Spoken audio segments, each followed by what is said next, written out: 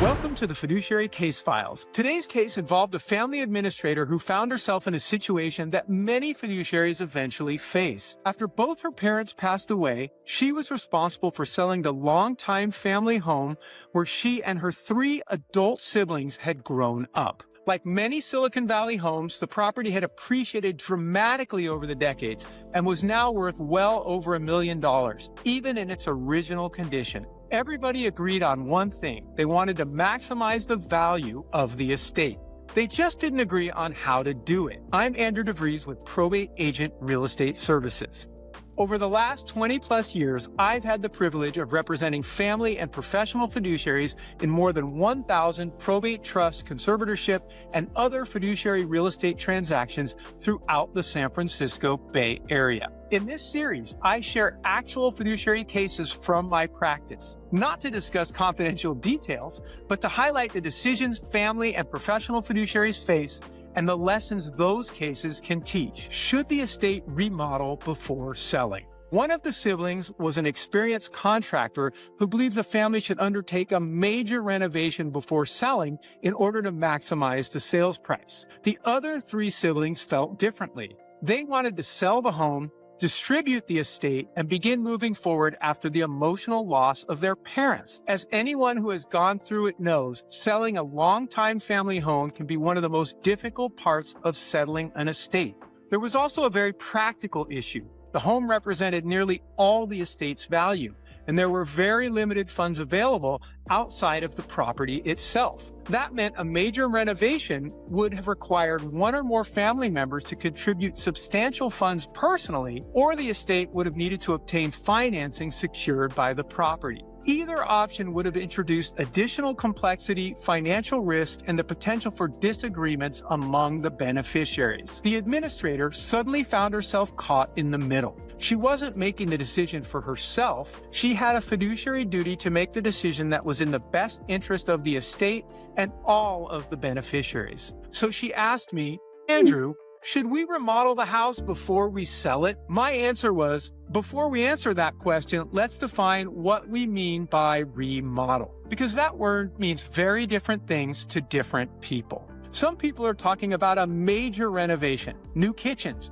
new bathrooms, major systems upgrades, permits, months of construction, and significant investment of estate funds. Other people are talking about preparing the home to present in its best possible light while allowing the next owners to make the major updates based on their own tastes. Those are 2 completely different strategies. One is a renovation strategy, and the other is a market preparation strategy. A major renovation typically involves a significant financial investment, months of planning, construction, permits, inspections, carrying costs, and construction risks. If something isn't done correctly, if costs escalate, or if defective or unpermitted work later becomes an issue, the fiduciary may have to answer difficult questions from buyers or beneficiaries. There is another consideration that's just as important.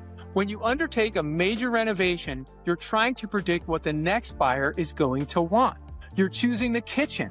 You're choosing the bathrooms. You're choosing the flooring, fixture, colors, and finishes. Sometimes you get those decisions exactly right, but sometimes you won't. Styles change, different neighborhoods attract different buyers, and different buyers have different tastes. That means the return on investment is often much harder to predict than people realize. From a fiduciary standpoint, that's important because you may ultimately have to justify not only why the estate funds were spent, but also why you believe those expenditures would increase the estate's net proceeds on the sale. In many cases, that's difficult or sometimes impossible to prove. So while a major renovation may make sense in a limited number of situations, in my experience, it's generally the exception rather than the rule. Instead, I recommend what I call bringing the property to baseline.